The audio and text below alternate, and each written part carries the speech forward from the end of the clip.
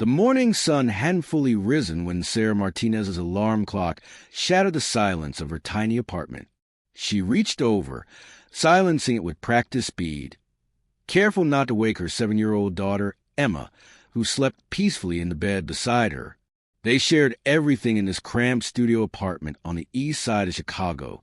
The bed, the dreams, the struggles. Sarah moved through her morning routine like a dancer who had memorized every step. Toast, peanut butter, lunch packed, uniform pressed, Emma's school clothes laid out. She worked as a cleaning supervisor at the prestigious Meridian Tower downtown, and being late wasn't just frowned upon, it was a fireable offense. She'd been warned twice already this month when Emma had the flu. By 6:15, Sarah was out the door, her heart already racing against the clock. The bus came at 6:30. She had to catch it, or everything would fall apart like a house of cards in the wind. The morning air was crisp, biting at her cheeks as she walked briskly toward the bus stop 3 blocks away. The street was mostly empty, just a few early risers like herself, people whose lives ran on tight schedules and tighter budgets.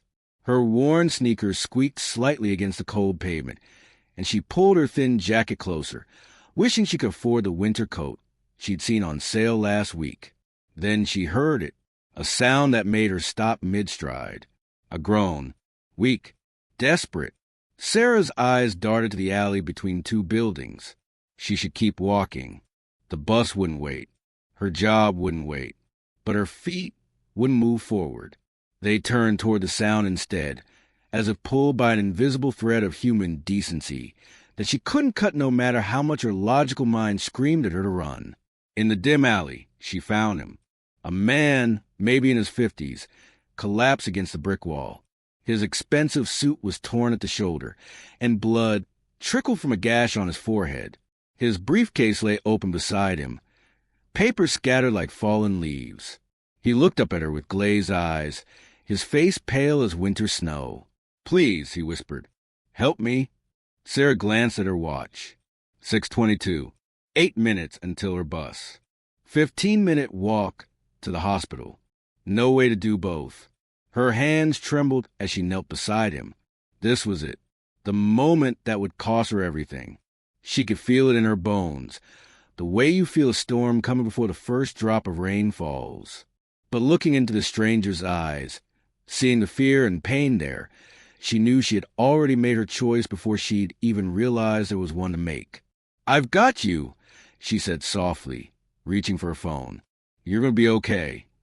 She called 911, her voice steady even as her heart hammered against her ribs like a trapped bird. She gave the address, described his condition, stayed on the line.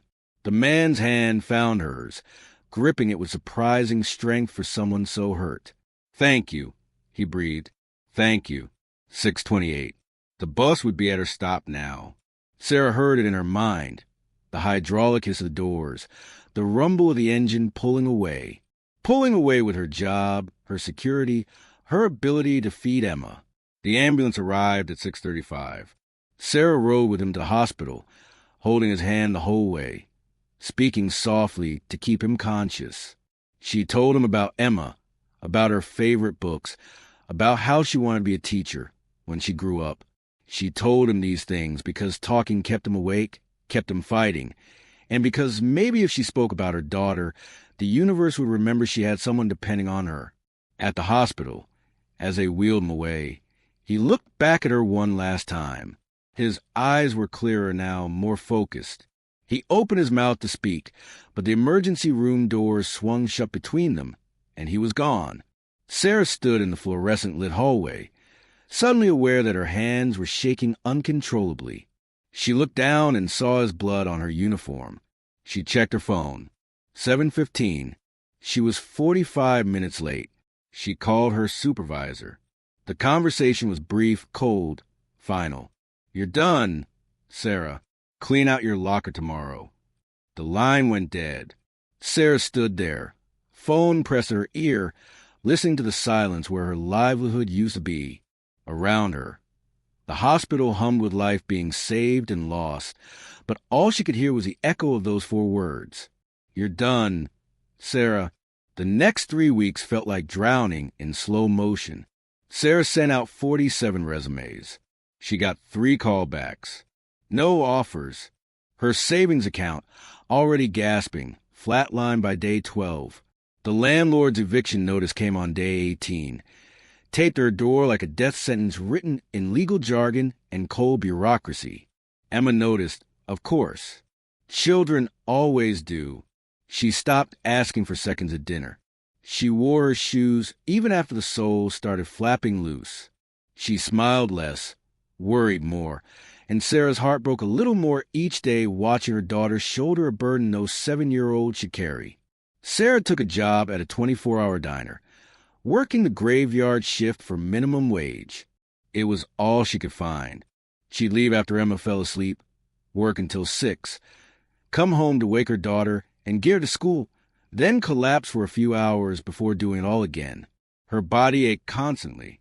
Her eyes developed permanent shadows underneath. But she kept moving, kept fighting, because stopping meant giving up, and giving up meant losing Emma. On a Tuesday morning, exhausted beyond words, Sarah walked Emma to school as she always did. They held hands, their fingers intertwined, and Sarah squeezed gently, tried to pour all her love and apology into that simple gesture. "Mom," Emma said quietly, "are we going to be okay?" Sarah stopped walking. She knelt down on the sidewalk, ignoring the looks from passing strangers, and took her daughter's face in her hands. Emma's eyes were so big, so brown, so full of trust that Sarah didn't deserve. "Yes, baby," she whispered, and she meant it with every fiber of her being. Even if she didn't know how she'd make it true. "We're going to be okay. I promise."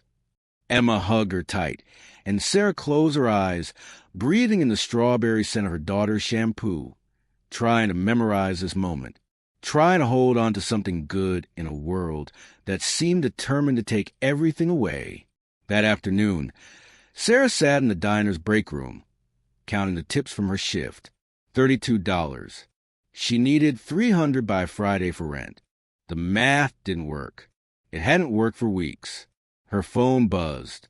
An unknown number. She almost didn't answer, expecting another debt collector, another reminder of how far she'd fallen. But something made her swipe to accept. "Is this Sarah Martinez?" A woman's voice asked, professional and warm. "Yes." "This is Rebecca Chen from Meridian Corporation. We'd like to invite you to interview for a position in our company.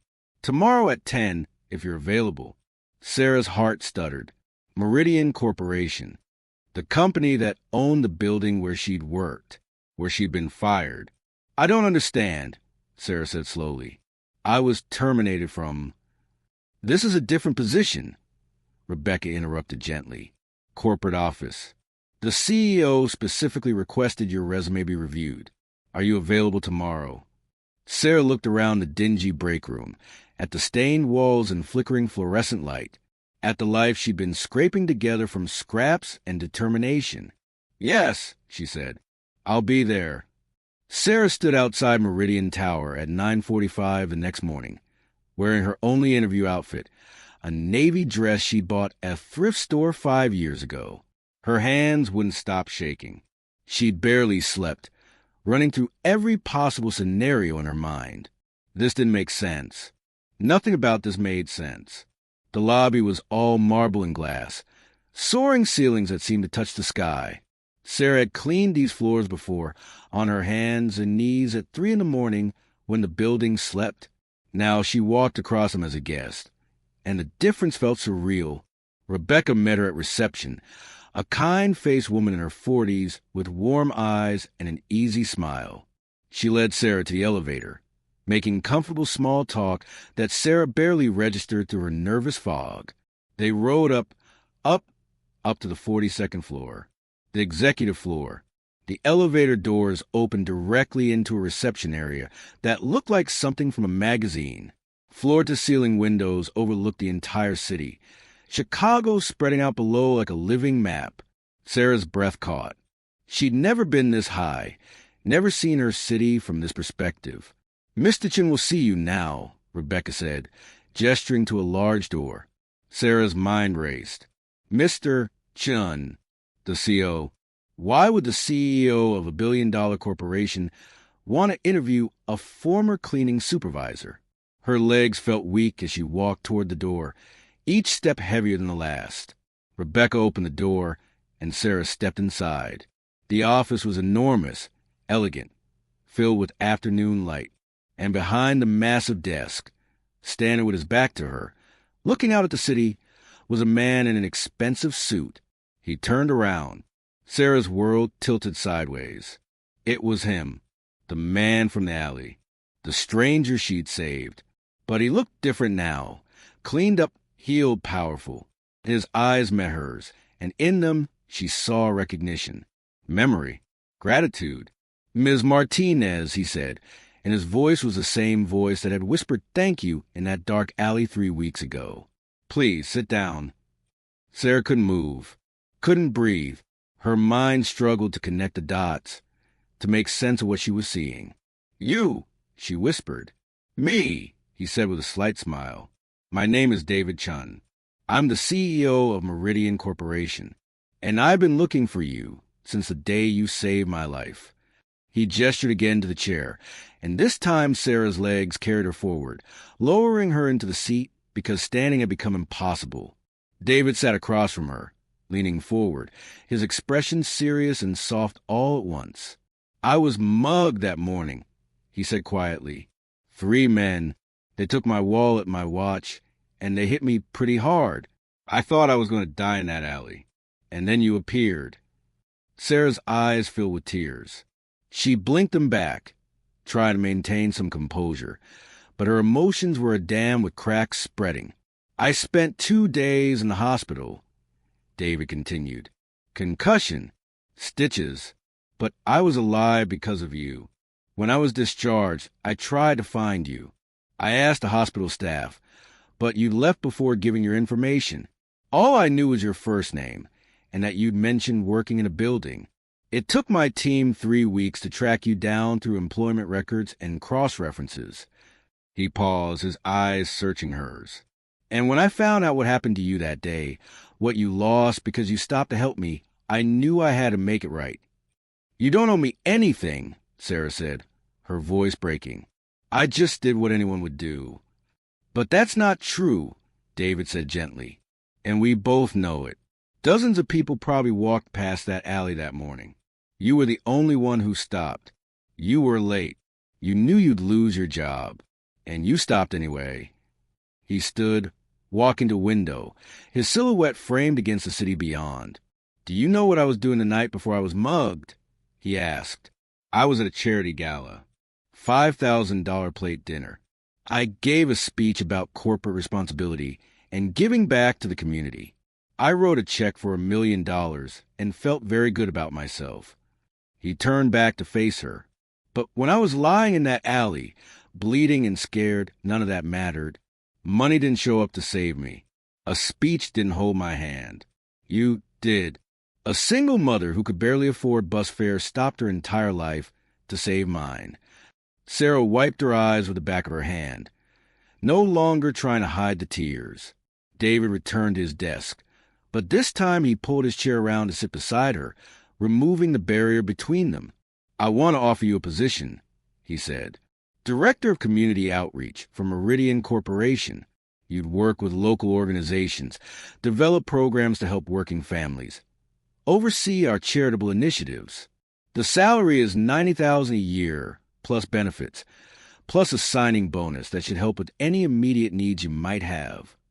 Sarah stared at him, the numbers not quite computing in her exhausted brain. 90,000. She made 17,000 at the diner. This was a different universe.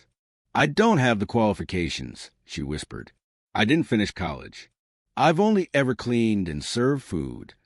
"You have the only qualification that matters," David said firmly.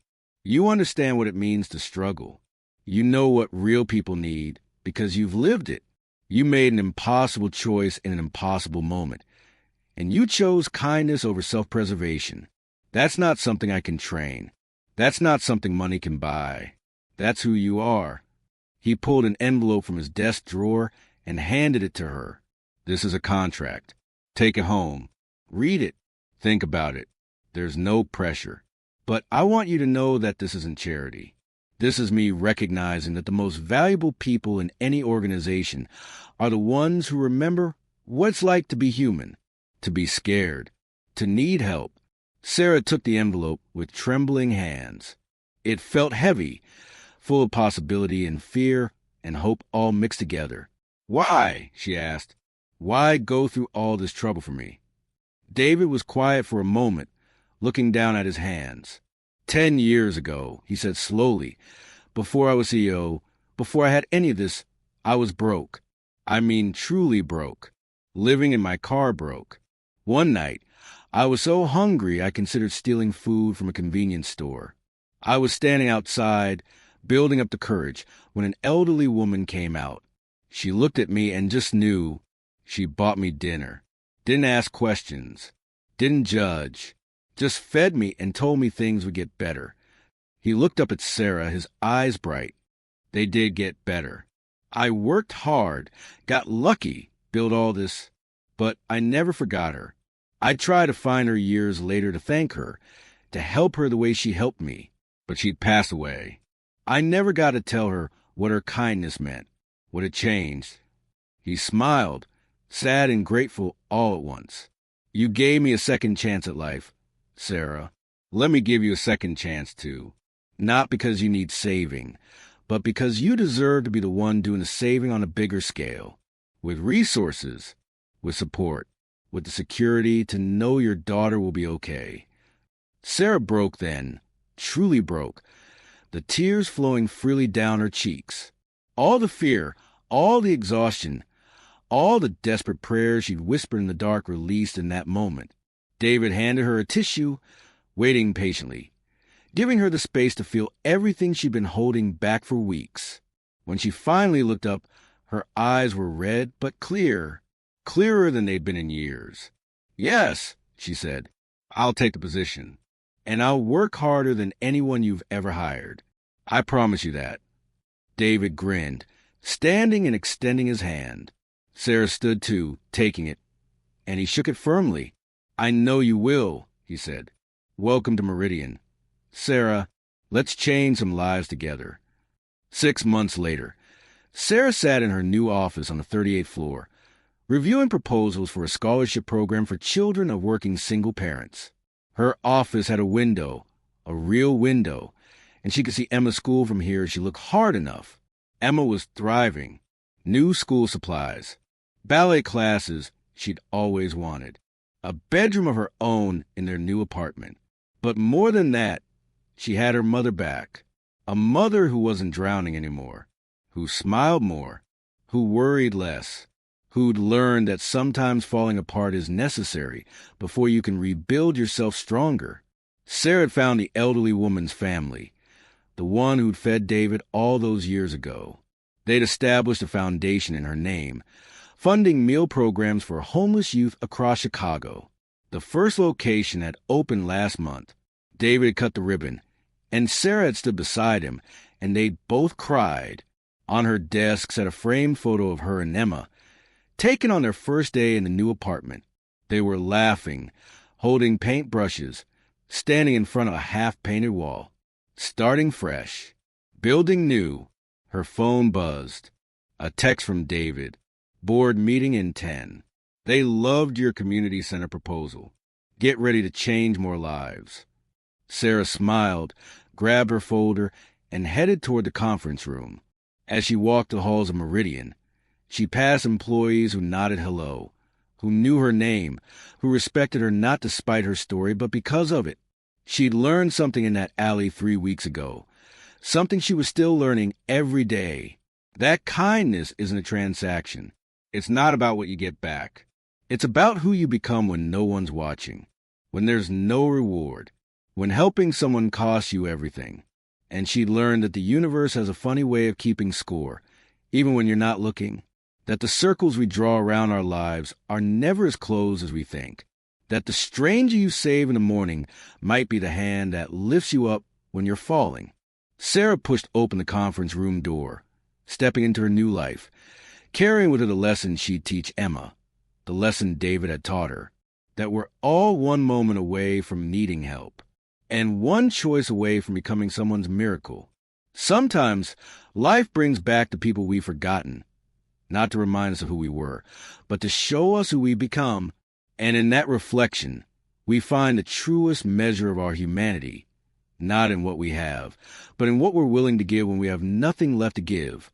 If this story touched your heart, don't forget to like this video. It helps us share more beautiful stories like this one. Kindly drop a comment below and tell me where you're watching from. I like to know what part of the world engages with my story.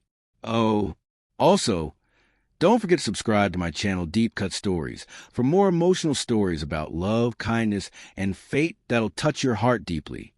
Thank you for watching.